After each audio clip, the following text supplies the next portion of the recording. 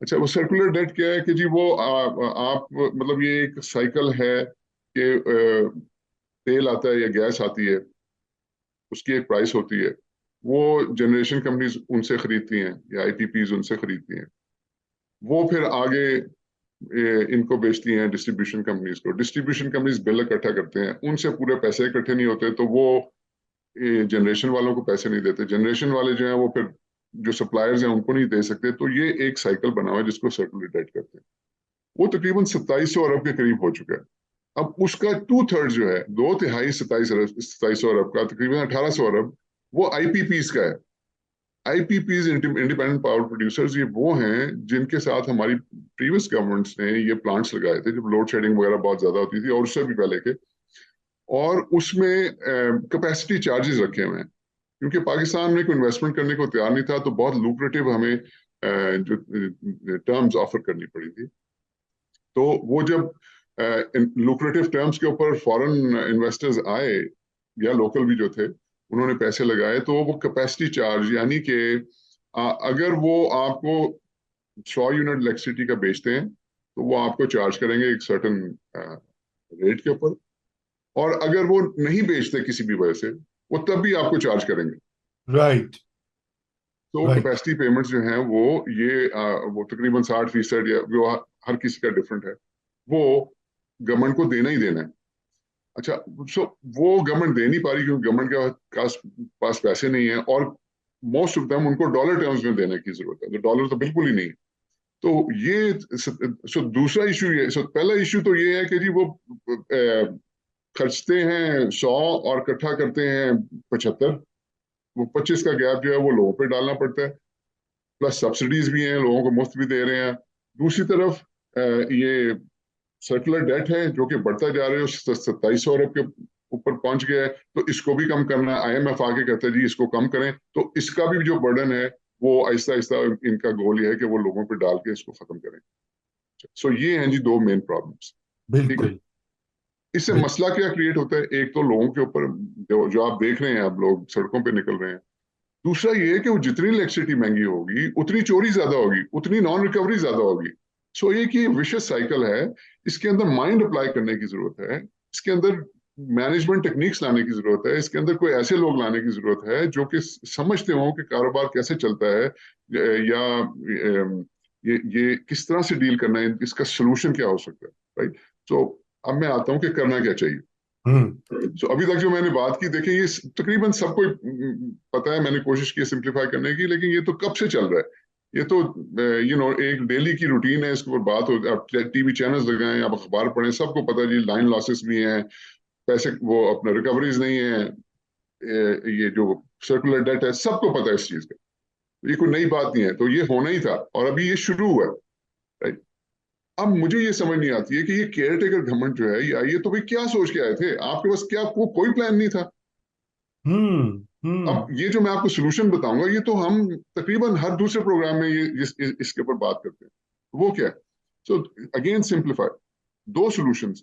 आपके पास चारा कोई नहीं है, you have to do this. वो आज नहीं करेंगे, कल करना पड़ेगा, कल नहीं करेंगे, परसों करना पड़ेगा, इवेंचुअली आपको ये करना पड़ेगा। सो इट्स बेटर कि अब कर लें, एंड इवन बेटर कि केयर टेकर गवर्नमेंट करे जिसके कोई पॉलिटिकल स्टेक्स नहीं है, क्योंकि जो पॉलिटिकल पार्टी की कोई गवर्नमेंट आ गई उनके फिर लोग बाहर निकलेंगे तो उन पर प्रेशर होता है कि ये काम जो है वो ना करें। पर अब तो जो पॉलिटिकल पार्टी की गवर्नमेंट आएगी उनको भी करना पड़ेगा। Bharat. So solution number one वो ये है जी कि आपकी जो एनर्जी मिक्स है उसके अंदर वो आपका इंस्टॉल्ड कैपेसिटी तकरीबन 42,000 मेगावाट्स की करीब की है।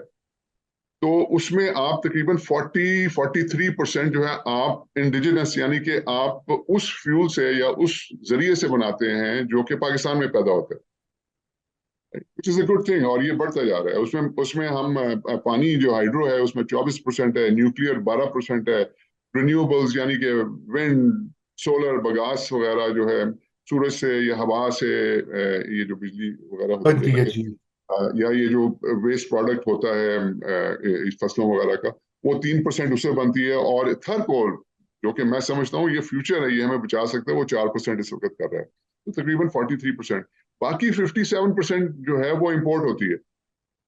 अब वो जब इम्पोर्ट होती है, और डॉलर आपका डिप्रिशिएट करता जाए, वो हमारा सेकंड टॉपिक जैसे आपने कहा, वो बाद में उसकी बात करते हैं। डॉलर डिप्रिशिएट होता जाएगा तो वो और महंगी होती, जितनी डिप्रिशिएट होगा उतना इंपोर्ट महंगी होती जाएगी, जितनी इंपोर्ट आपकी फ्यूल महंगा होगा उतनी बिजली महंगी होती जाएगी, उतना ही आपकी कॉस्ट ऑफ प्रोडक्शन महंगी होती जाएगी, तो वो भी सारा फिर लोगों को बेयर करना पड़ेगा।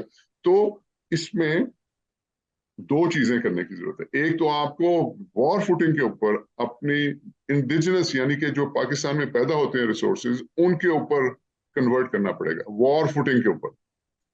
यानी कि आप कन्वर्ट करें, आपकी मसलन 60,000 मेगावाट की पोटेंशियल है वाटर के ऊपर, आप सिर्फ 10,000, 300, 10,000, 2051 बना रहे हैं। इसी तरह आपके जो रिन्यूएबल्स हैं, यहाँ पे सूरज बहुत है, उसके ऊपर किया जा सकता है फोकस। विंड की बहुत पोटेंशियल है, विंड की भी तकरीबन 50,000 मेगावाट पोटेंशियल है, हम सिर्फ तकरीबन 2,000 मेगावाट बना रहे हैं। और मैं ये बार बार कहता हूँ कि थर कोल हमारा सेवियर है। थर कोल पे 5 रुपए से कम की बिजली बन रही है, और इसके ऊपर वॉर फुटिंग के ऊपर हमें जो है ना वो फोकस करना चाहिए। तो एक तो मिक्स आपका जो है ना वो चेंज करने की जरूरत है, ताकि आपकी ये जो डिप्रिसिएशन रुपये की है इससे बचा जा सके, और इतना इसके ऊपर इफेक्ट ना हो। तो एक तो ये इमीडिएटली करने की, ठीक है। अब दूसरी साइड आ जाए। दूसरी साइड है जी कि ये आपने ट्रांसमिशन डिस्ट्रीब्यूशन लॉसेस और रिकवरीज इसको इम्प्रूव करना है। उसका क्या तरीका है? उसका जनाब वाला एक ही तरीका है कि हुकूमत का कोई काम नहीं है ये कारोबार इसका तरह का चलाने का। इसको आप भाई प्राइवेटाइजेशन एक वो एक धब्बा बन गया इस मुल्क के अंदर, उसकी बात करना, चले ना करें आप प्राइवेटाइज, ठीक है। एक्चुअली मैं भी फ्रैंकली उससे एग्री करता हूँ, ना करें प्राइवेटाइज, कोई मसला नहीं है। आप बहुत आप समझते हैं ये नेशनल एसेट्स हैं तो कोई बात नहीं, आप उसकी ओनरशिप रखें, हम्म। लेकिन उसको आउटसोर्स कर दें। उसको 20 साल के लिए, 25 साल के लिए, 30 साल के लिए आउटसोर्स कर दें, कंपेटिटिव बिडिंग कराएं, उसको आउटसोर्स करें, या उसको लीज कर दें 20, 25, 30 साल के लिए, जो भी आपको ओनरशिप आपके पास ही रहेगी, लेकिन वो जो लीज का पीरियड है या आउटसोर्सिंग का पीरियड है उसके बाद वो ओनरशिप वापस आ जाएगी, आप दोबारा बिड करके। सो ये you have to give it to the private sector, क्योंकि जब तक ये प्राइवेट सेक्टर के हाथ में नहीं जाएगा तो ये एक बिजनेस के तौर पे नहीं चलेगा। ये आपकी सब्सिडीज तब तक खत्म नहीं होंगी, जब तक गवर्नमेंट चलाएगी सब्सिडीज भी देती रहेगी, रिकवरी भी नहीं होगी, और लॉसेस भी बढ़ते रहेंगे। प्राइवेट सेक्टर आएगा, वो इन्वेस्ट करेगा, डिस्ट्रीब्यूशन सिस्टम के अंदर इन्वेस्ट करेगा, आपके लाइन लॉसेस कम करेगा, आपकी चोरी कम करेगा, और रिकवरी पूरी करेगा, क्योंकि प्राइवेट सेक्टर ने प्रॉफिट बनाना है, वो एफिशिएंटली चलाएंगे, ठीक है।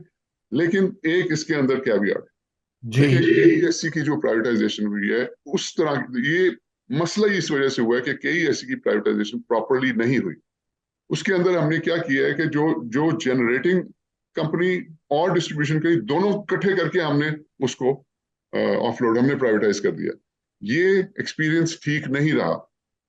ये एक्सपीरियंस जो है, इससे हमें ये सीखना चाहिए कि ये दो सेपरेट चीजें हैं, इनको आप सिर्फ डिस्ट्रीब्यूशन जो है उसको लीज करें या आउटसोर्स करें,